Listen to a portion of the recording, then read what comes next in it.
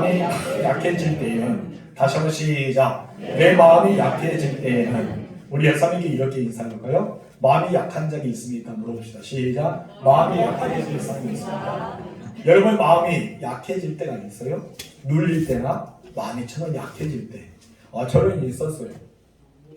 저는 마음이 약해지고 무엇인가 눌린 것 같아서 제가 오늘 본문을 선택한 이유도 그것입니다. 코로나라는 확진에 걸려서도 그렇지만은 우리 교회 현실을 바라볼 때 많이 제가 약해졌던 것 같아요.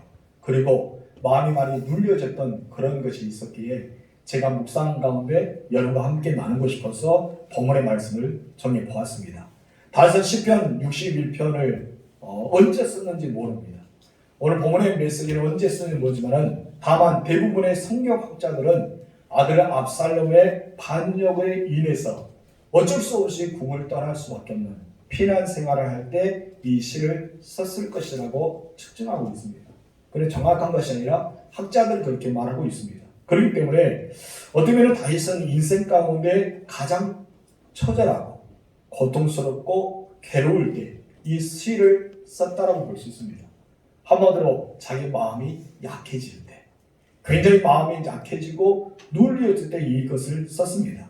여러분 혹시 그런 적이 있지 않습니까? 첫 번째 같이 읽읍시다. 시작. 내 마음이 약해질 때 어떻게 하는가? 여러분은 마음이 약해질 때 어떻게 해요? 사람들이 찾아가서 수다를 떱니까? 아니 내 마음을 보여주고 오픈합니까? 많은 사람들은 자기의 마음이 약해질 때 나름대로의 방법대로 해결을 하고 할 것입니다.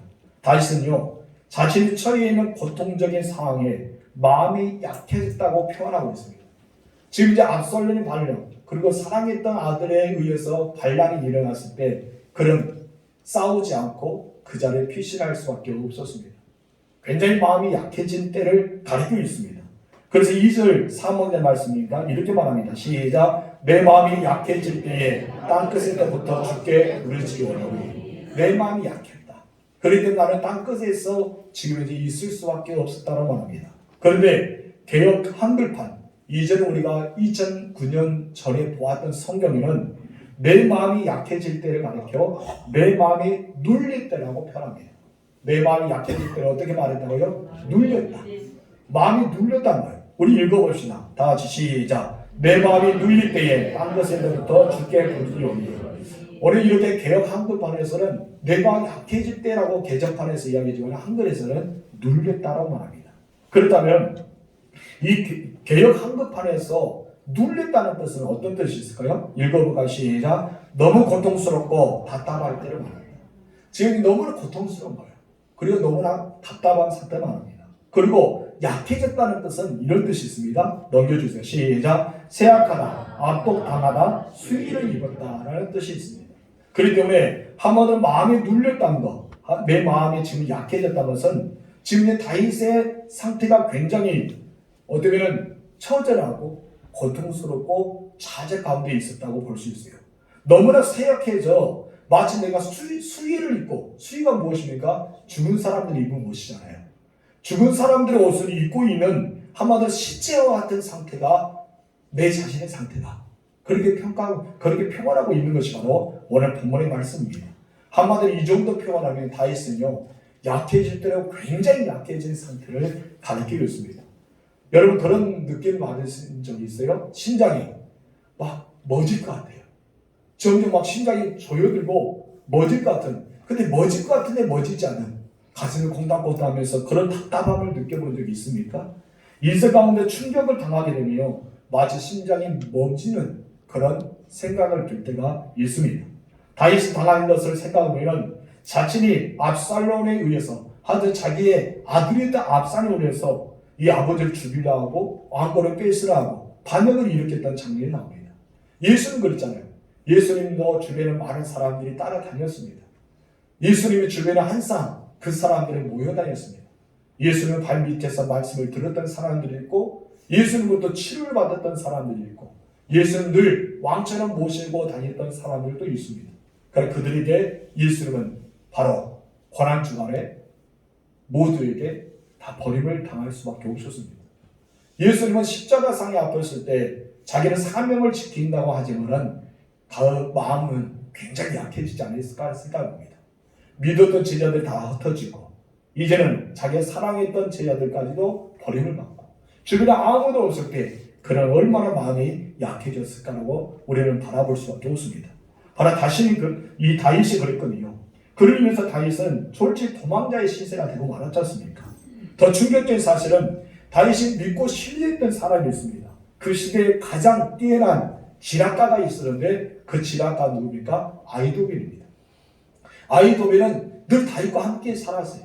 다윗이 믿고 신뢰했던 사람이 아히도벨입니다. 그런데 여러분, 아히도벨이 누구를 배신해요? 다윗을 배신하고 압살롬 편에 섰습니다. 그리고 다윗에 대해서 너무나 알기 때문에 압살롬에게 이렇게 다윗을 치면은 당신은 승리할 수 있습니다 라고 했습니다. 만약에 압살롬이 이 아히도벨의 말을 들었다면 다윗은 죽었을 거예요. 그에 따르는 군대는 완전히 패망했을 것입니다. 근데 여러분 그렇지 않았잖아요. 하나님은 다윗을 사랑했습니다. 다윗과 함께 했습니다. 아무리 처참하게 무너지고 이렇게 심장이 머물 것 같은 고통 중에 있었지만은 하나님이 함께한 다윗은요, 하나님이 도와주십니다. 그래서 지금 이제 다윗은 이런 압살롬 이렇게 반역에 감당해서 적극적으로 계략을 펼친 이 아히도벨까지도 어떤 자기를 버렸기 때문에 마음은 굉장히 아팠을 것입니다. 그래 다윗을 향한 백성들 마음은 어떠합니까? 이 다윗을 그렇게 따라다니면서 이제는 만만이라고 외쳤던 사람들이 이에 변화되어서 압살롬으로 향하고 있는 마음을 이미 보았습니다. 다윗의 마음은 얼마나 괴로웠을까? 얼마나 괴롭기 때문에 그의 마음이 약할 대로 약해졌다. 내가 눌릴 대로 눌렸다라고 이야기하고 있습니다.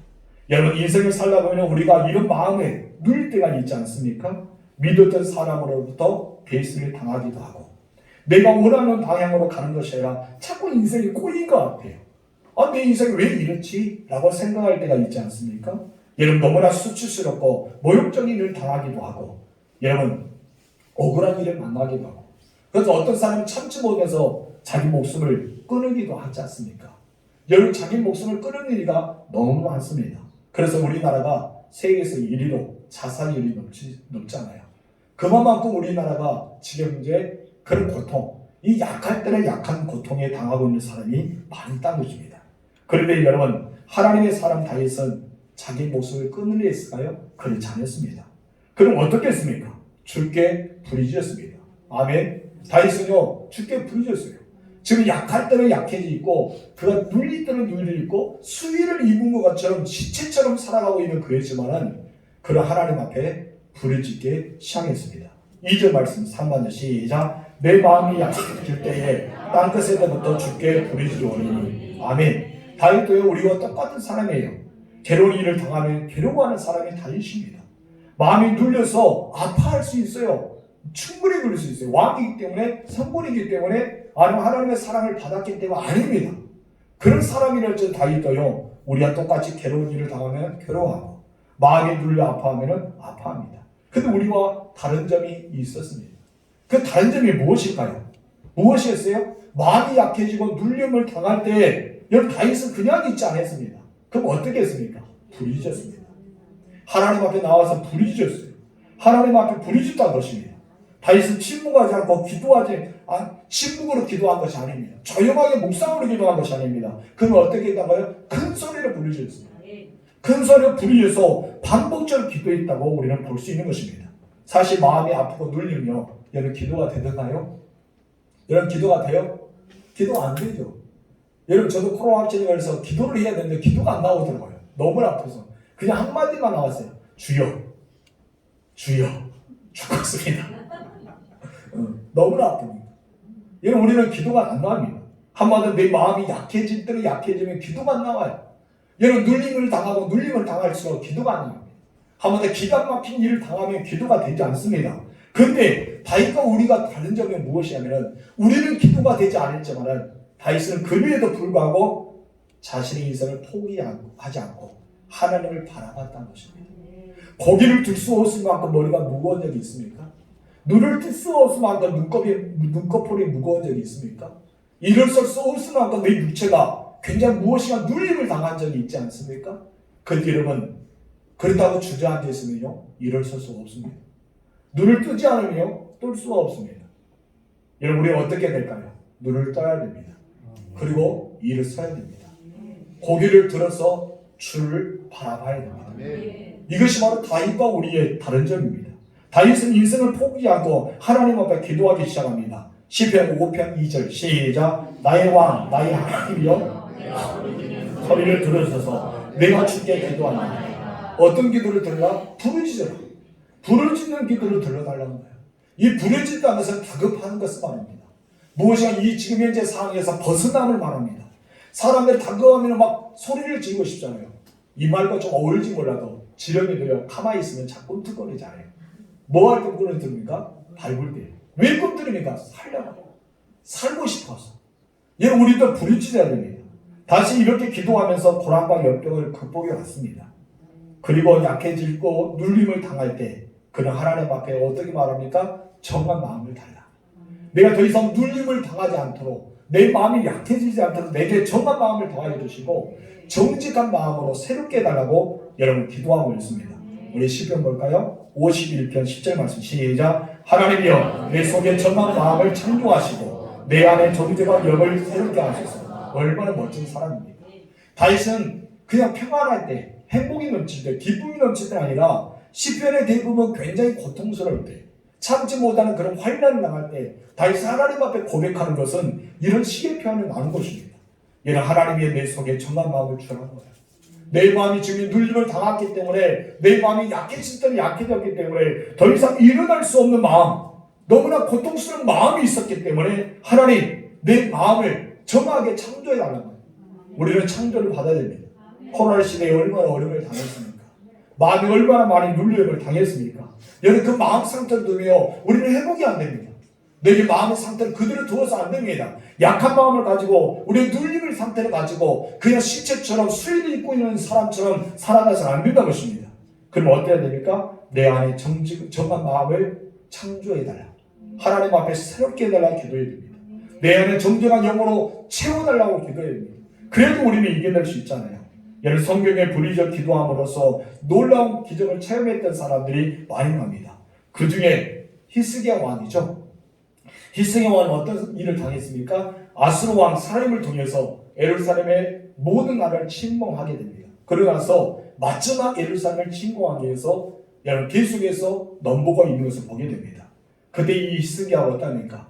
이사야 선지자와 함께 하나님 앞에 더불어 기도하기 시작합니다. 그때 하나님께서 어떠합니까? 상상할 수 없는 엄청난 승리를 줍니다. 엄청난 일이 벌어집니다. 이 사내의 은요 이사야의 예언대로 자기 아들에게 처참하게 죽임을 당하잖아요. 하나님께 불의적 기도했더니 하나님은 인생의 승리를 보여준 거예요.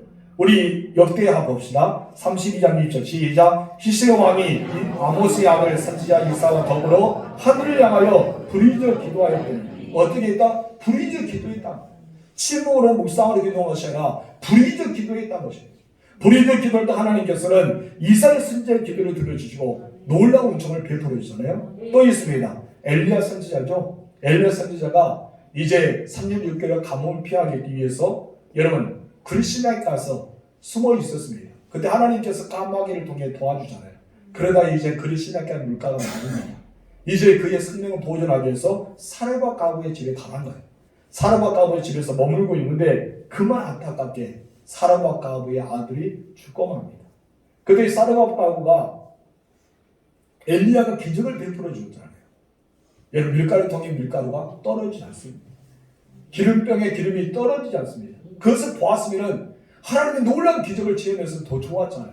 그런데 믿어지지 않은 거예요. 나중에 이 기적에 자기 아들이 살아나고 나니까 당신이 하나님의 선지자인지 인지 알았다라고 고백할 정도로 무지하게 살아가는 것이 바로 우리들 아닌가 생각합니다. 그때 어떠해야 합니까? 엘리야 선지자가 하나님 앞에 불의적 기도합니다. 여러분 엘리야가 그냥 기적을 베푼 것이 아니에요. 기적은요 불의적 기도할 때 되어집니다. 여러분 무엇인가 문제를 만나면 침묵하지 마세요. 그냥 침묵하고 명상 기도하지 마세요. 하나님 앞에 소리 내야 돼요. 부르짖어야 돼요. 아프면 아프다고 해야 됩니다. 우리는 그냥 마음속에 꿍하고 있으면 안 됩니다. 부르짖어요. 왜 하나님께서 부르짖어야 했을까요? 부르짖는 자에게 바로 응답하기 때문입니다. 오늘 본문에도 우리가 열왕기상 17장 22절을 보면은 그 아이를 세번 펴서 엎드려지고 하나님 앞에 부르짖어 기도하잖아요. 읽어봅시다. 시작. 그 아이 위에 몸을 3번 펴서 엎드리고 여호와께 부르짖어 이르되 내 하나님 여호와야 오라 건대 이 아이의 혼으로 그의 몸에 들어가게 하옵소서. 그냥 몸을 펴서 엎드려서 그렇게만 생각합니다. 우리는 3번 엎드렸다. 그의 코를 코에, 눈을 눈에, 입을 입으로 맞춰서 엎드렸다고 생각하는데 그것이 아니라 그러고 나서 부르짖어 기도했답니다. 근데 이 3절은 어떤 일을 벌입니까? 시작. 여호와께서 엘리야의 소리를 들으셨다. 어떤 소리를 들었다면? 부르짖는 소리. 부르짖는 소리를 들으셨다는 것입니다. 근데 그 아이의 손이 나왔다는 말씀이 여기 있습니다. 하나님은요 이렇게 부르짖는 자의 기도의 소리를 듣고 응답하십니다. 그 이유를 분명히 에레미야 선지자를 통해 우리에게 말씀하시지 않습니까? 에레미야 33장 읽어봅시다. 2절 3절 시작.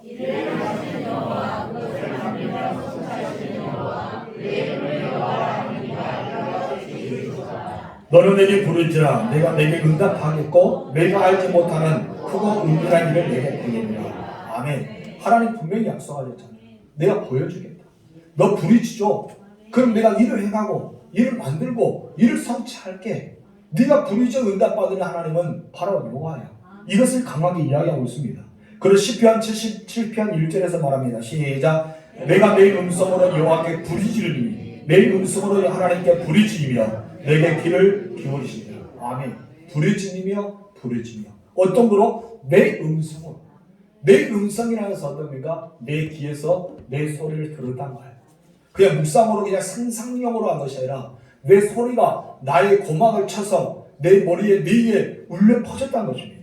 그래서 내 음성을 하나님께 부르짖으니 내 음성을 하나님께 부르짖으며 내게 귀를 기울이시려다. 아멘. 하나님은요 여러분 음성을 듣고 싶어합니다. 하나님은 다른 사람의 중보에 기도하는 목소리보다 다른 사람 목사님들이 여러분의 중보하는 그 기도 소리보다 여러분의 한 사람 한 사람의 하나님 앞에 부르짖는 기도를 듣고 싶어합니다. 여러분의 기도를 듣고 싶어요. 아멘이십니까? 어떤 사람은 두 사람이 왔어요. 한 사람과 한 사람이 두 사람 왔는데 나는 이 사람 A라는 사람 말을 듣고 싶은데 자꾸 B라는 사람이 A의 사람 말을 다 해줘요. 근데 나는 누구의 말을 듣고 싶은 거예요? A라는 사람 말을 듣고 싶어요. 그래서 B라는 사람한테 무엇입니까? 야, 너 말하지 마봐. 나 이 사람한테 말하고 싶어. 근데 자꾸 이 사람은 이 사람 입장에서 말합니다. 근데 이 사람은 뭘 하는지 아십니까? 눈 흘려서 활동 못하면서 다 이야기하네. 어디서 많이 들어본 거죠? 바로 어머니와 자녀들이 선생님의 진로 앞에 상당하는 모습. 상당하는 모습에서 선생님과 학생과 엄마를 부릅니다. 부모를 불러요. 그래서 아이가 물습니다. 너 뭐 하고 싶어? 그러면 이 부모가 엄마가 왔다니까 아이는 말하지 않는데 이 아이는요 내 딸이요 이러고 내 아들은 이러해요. 그래서 다 말해요. 근데 선생님 누구의 말을 듣고 싶어요? 이 아이의 말을 듣고 싶어요. 근데 이 아이는 뭘 합니까? 내 말이 아니잖아요. 내가 하고 싶은 것이 아니잖아요. 그것이에요. 여러분의 마음을 제가 어떻게 합니까?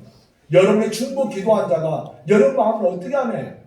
중보 기도는 지금 현재 문제가 옵니다. 하나님 저 사람 힘들답니다. 저 사람 사업이 이렇답니다. 저 사람 가정이 이렇답니다. 내가 보는 가정에서 이렇습니다. 기도하고 있는데 하나님 무엇이 하는지 아십니까? 너의 기도도 중요하지만 나 이 사람 말을 듣고 싶어. 지금 이제 당하고 경험하고 있는 그 사람들 말을 듣고 싶어. 이것이 지금 이제 부르짖어 기도하는 것입니다. 무슨 말인지 아십니까? 하나님은요 여러분의 기도, 여러분의 목소리를 듣고 싶어요. 여러분 어떤 형편 가운데 처해 있을지라도 기도를 멈추지 마세요. 아멘. 기도를 멈추지 마세요. 부르짖어 기도하시 바랍니다. E.M. 아웅저라는 사람은 이런 말을 했습니다. 다 같이 읽읍시다. 시작. 열정은 기도의 핵심이고 원동력이 있다. 소리내어 부르짖어 기도할 때 열정적인 기도가 될 수 있다. 아멘. 소리내어 기도할 때 어땠나? 열정적인 기도입니다. 대설교자였던 존 스필드 목사님이 있습니다. 이렇게 말합니다. 시작. 열정 없이 기도하는 것은 기도하지 않는 것입니다. 그만큼 기도는요 열정이 필요하다. 열정 가운데 부르짖음의 역사가 일어납니다. 다윗은 수많은 고난을 만났을 때도 간절히 기도함으로써 그 인생의 문제를 해결해 왔습니다. 여러분의 주변을 보시기 바랍니다. 누가 고난과 역경을 구분하고 마지막 승리의 계가를 높이 올릴 수 있는 사람이 누구입니까? 침묵한 사람입니까? 아닙니다. 부르짖어 기도하는 사람입니다. 바로 기도를 하는 사람만이 부르짖어 하나님 앞에 보좌 앞에 나아가서 기도하는 사람이 고난과 역경을 극도하고 마지막 승리의 노래를 부를 수가 있다는 것입니다. 우리 이사야 봅시다. 58장 9절 3번 시작. 내가 부를 때에는 나 여호와가 응답할 것도 내가 부르실 때에는 내가 여기 있다. 아멘. 부르실 네가 나를 부를 때 내가 여기 있다. 내가 응답하겠다. 분명히 말씀하고 있는 것입니다. 그러므로 성도 여러분, 우리도 우리의 마음이 약해지고 눌림을 당할 때 좌절하지 말고 주께 부르짖어 기도할 수 있기를 주님으로 축원합니다. 두 번째, 다 같이 시작. 인생은 땅끝이 있어요. 마지막에 내가 몰려 들어가는 땅끝, 벼랑 끝이라 하죠. 내가 여기서 한 발만 뛰면 벼랑으로 떨어질 수밖에 없는 땅끝. 지금 현재 내가 사느냐 죽느냐 그 순간에 달려있는 그 땅끝, 나에게 그 땅끝이 있다는 것입니다. 그래 지금 현재 다윗은요, 어떤 형편에 처해 있냐고 말할 때 그런 땅끝에 서 있다 말합니다. 우리 2절 3절을 읽겠습니다. 시작. 땅끝에서부터 주께 부르짖으니. 어디서부터 부르짖다? 땅끝. 어떤 형편이라고 말합니까? 땅끝에 있는 형편을 말합니다. 땅끝은 이런 뜻이 있습니다. 다 같이 읽읍시다. 시작. 인생에 막다른 골목이 있다. 벼랑 끝에 있다는 뜻이다. 지금 이제 다윗은 막다른 골목에 이르게 되었어요. 이제는 어디로 피할 수 없는 그냥 막다른 골목. 지금 이제 자기의 인생은 그럴 수밖에 없는 벼랑 끝에 서서 내가 땅 끝에서 떨어지면 한 발짝만 내면 떨어져서 죽을 수밖에 없는 그런 처참한 인생이 지금 이제 있다라고 고백하고 있습니다. 우리에 있어서 땅 끝은 아무런 희망이 없습니다. 내게 있어서 땅 끝은 꿈도 없습니다. 내게 있어 땅 끝은요, 포기하고 싶은 마음뿐입니다. 다 내려놓고 싶은 마음뿐입니다. 여러분 앞에 죄송하지만은 제가 우리 교회를 바랄 때 제가 땅끝에 서 있었습니다. 지난 한 주간 동안 땅끝에, 아니 한 주간 아니라 요 며칠, 계속해서 몇 달 땅끝에 서 있는 것 같았습니다. 그래서 제가 시편 61편 보면서 내가 지금 이제 다윗처럼 시체와 같지 않냐, 내가 지금 내 마음이 약할 대로 약해지지 않느냐, 내가 눌릴 대로 눌려지지 않는가 생각합니다. 마치 제 자신이 다윗처럼 막다른 골목에 벼랑 끝에 서 있는 것 같아서 제가 이 시편 61편을 묵상해 보았습니다. 주일 낮에 되면 이렇게 많이 나오잖아요. 그때는 희망이 보였어요. 주일 오후에 되면 14명, 주일 수요일에 되면 19 정도. 아예 새벽 기도에는 텅텅 안 나와요. 여러분, 금요 기도에도 마찬가지고, 그럴 때 저는 어때요? 담임 목사로서 우리 장로님과 권사님들이 왜 안 나와요? 목사님 좀 말해보세요. 저에게 말합니다. 저는 어떤 마음일까요? 제가 지금 현재 다윗의 마음처럼 약해질 대로 약해져 있는 상태였습니다. 눌린 대로 눌린 상태. 그러니 이제 25일에 딱 되니까 정부에서 풀어주는 거예요. 야, 이제 식사해 오라. 지금 이제 당장 식사해 오라는데 지금 예배도 드리지 않고 있고 구역예배도 시작해야 되고 식사도 시작해야 되고 어때는 제 마음속에는 눌린 대로 눌리고 약해지는 약했는데 우리 성도들은 어떻게 이끌어갈까? 그런 약함이 들 때가 있었습니다. 여러분, 이럴 때 여러분은 어떻게 될까요? 저는 오늘 본문의 말씀 보면서 여러분이 정말 미안하지만 제 마음의 상태가 이렇기 때문에 함께 나누고자 했던 것입니다. 여러분, 코로나 이후의 시대에 어떻게 이겨내야 될까요? 한국교 목회자는 다 우리가 지금 이제 진도 지역뿐 아니라 우리 지방의 목사님입니다. 이제 다 풀어졌는데 어떻게 우리가 이 교회를 이끌어 나가지? 어떻게 성도들에게 오후예배 나오라고, 또 수요예배 더 참석하라고, 새벽기도 나오라고, 구역예배 시작하고, 또 우리가 서로가 식당을 열어가면서 나아가자고 이야기할까? 다들 문제가 그렇게 고민에 빠져있는 한국교회 목회자의 모습이라고 볼 수 있습니다. 저는 당당하게 이야기했습니다. 성도들이 있으니까 괜찮다고. 근데 제 마음은 약해지더라고요. 근데 이 다윗의 고백을 보았습니다. 땅끝에서 서 있지만은 그는 포기하지 않고 누구를 바라봤습니까? 하나님을 바라보았던 것입니다. 여러분, 인생의 벼랑 끝에서 포기하지 않고 절망하지 않고 부르짖어 기도했답니다. 제 나름대로 하나님 앞에 몸부림을 쳐봤어요. 하나님께 기도했습니다. 저도 하나님 앞에 기도해서 하나님, 사람의 끝이 하나님의 시작이라 하지 않습니까? 제 마음이 약할 때는 약해지고 내가 눌리들은 누기렸지만은 이제 내가 시작한 것이 아니라 하나님께서 부족한 이 목사를 통해서 우리 교회를 일하여 주옵소서. 그렇게 기도하기 시작합니다.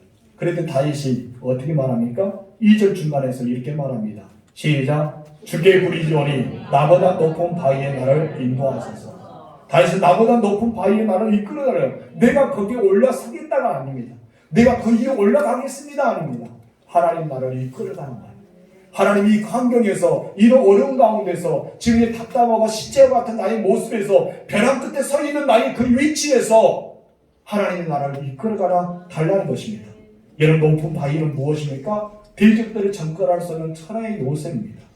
그래서 여러분 이 말씀을 이렇게 표현하고 있습니다. 세번역 성경에서 다 읽읍시다. 시작. 내 힘으로 오를 수 없는 저 바위에 나를 인도하라. 내 힘으로 올릴 수 없습니다. 내 힘으로 이것을 정상화할 수 없습니다. 내 힘으로 아무것도 할 수 없습니다. 이런 특정한 장소가 아니었습니까? 하나님 원수들이 자기에게 해하지 못할 안전한 피난처를 삼아달라고 하나님밖에 없습니다. 그것을 고백하고 있는 내용이 여기 납니다. 그래서 다윗은 시를 쓸 때 이런 표현들을 많이 쓰고 있어요. 우리 시편 27편 5절 말씀 시작. 여호와께서 환난 날에 나를 그의 천막 속에 비밀히 지키시고 그의 장막 은밀한 곳에 나를 숨기시며 높은 바위 위에 두시리라. 시편 71편 3절 시작. 주는 내가 항상 피하여 숨을 바위가 되소서. 주께서 나를 구하라 명령하셨으니 이는 주께서 나의 반석이시오 나의 요새시니 나의 바위 위에 두시라고. 나를 반석 위에 세워달라고. 그러면서 고백하잖아요. 더 많은 고백들이 있습니다. 다윗의 피난 생활을 통해서 그는 알았습니다. 어떤 사람도 바위의 틈에 들어가는 굴도 자기의 피난처가 될 수 없다는 사실을. 자기의 피난처는 오직 한 분밖에 없었습니다.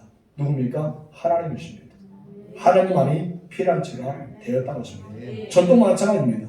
말씀을 준비하면서 저의 마음의 상태가 약해지고 눌릴 때 나의 피난처는 어디일까?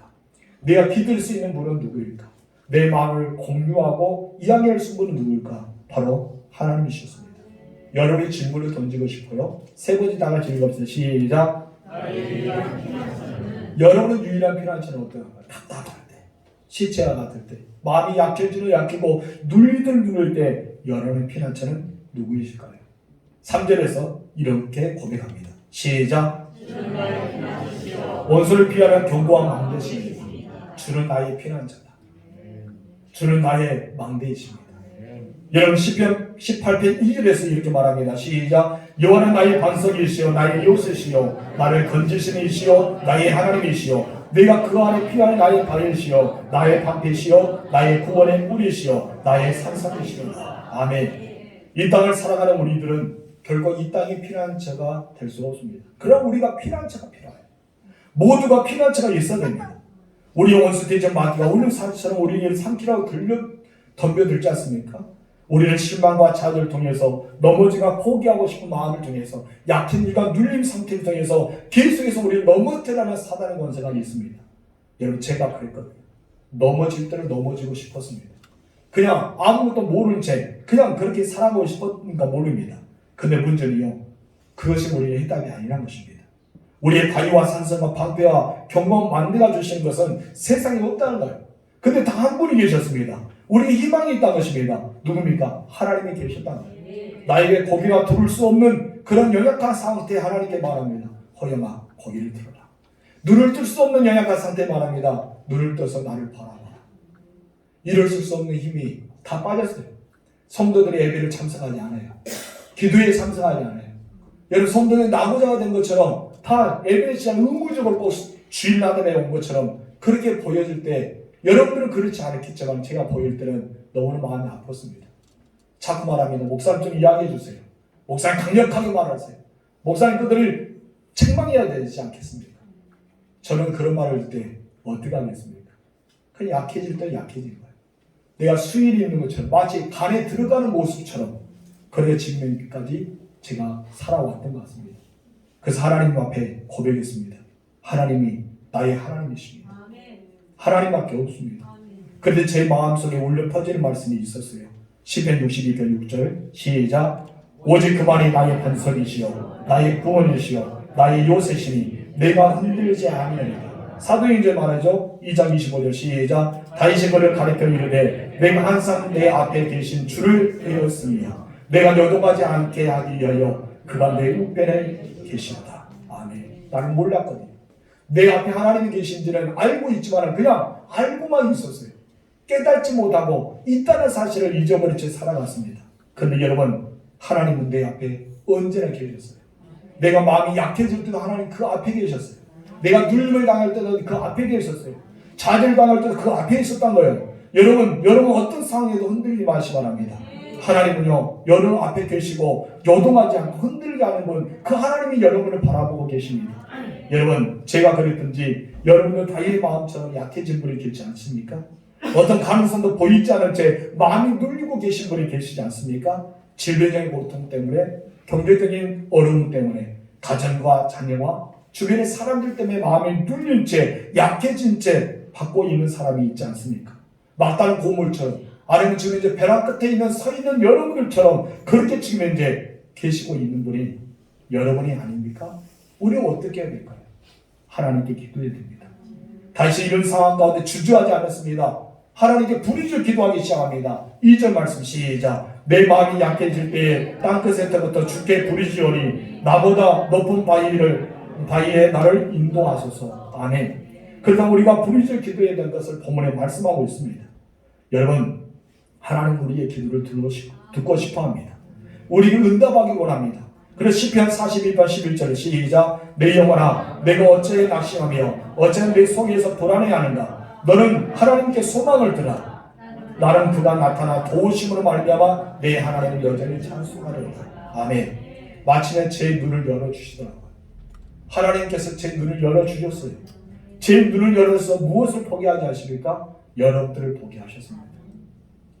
눌리들어 눌려있는 나의 모습, 여러분 약해질 때는 약해진 나의 모습, 하나님 앞에 주여 우리 교회를 살려달라고, 우리 교회가 회복되기를 원한다고, 우리 둔절교회 이런 교회가 아니겠습니까? 하나님께 도와달라고 기도할 때 제 눈을 열어주셨어요.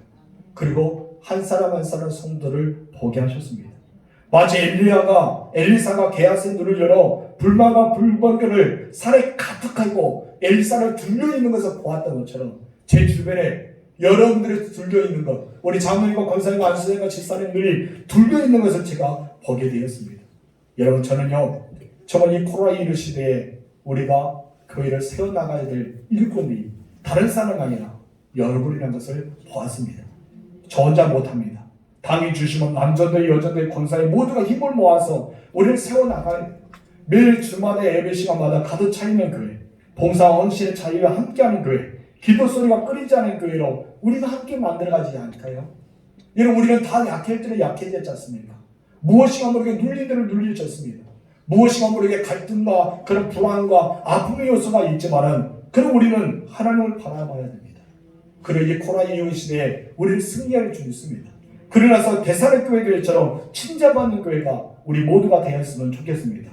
우리 데살로니가서 1장 3절 시작. 너희 믿음의 역사와 사랑의 수고와 우리 주 예수 그리스도에 대한 소망의 인내를 우리 아버지 하나님 아버지 앞에서 끊임없이 기억하며 아멘. 믿음의 역사와 사랑의 수고와 또한 예수 그리스도에 대한 소망의 인내, 우리에게 필요한 것입니다. 성도 여러분, 우리는 할 수가 있습니다. 우리 해낼 수 있습니다. 먼저 하나님께서 함께 하십니다. 그리고 여러분들이 있지 않습니까? 우리 교회는 여러분들, 충직한 여러분들이 있었기 때문에 이 코로나19 시대에 우리에게는 모일 수가 있는 거예요. 우리에게는 식당에 봉사를 할 수 있는 거예요. 우리는 더 이상의 더 귀한 것도 사용할 수 있는 것입니다. 왜 그러냐면 하나님께서 내가 부르짖어 기도했더니 여러분 한 사람 한 사람이 제 눈에 보이게 하셨거든요. 여러분 한 사람 한 사람이 제 눈을 열어서 보게 하셨거든요. 여러분이 저에게 힘이 되고 하나님과 함께 살아가는 그 원동력이 된 것을 보았기 때문입니다.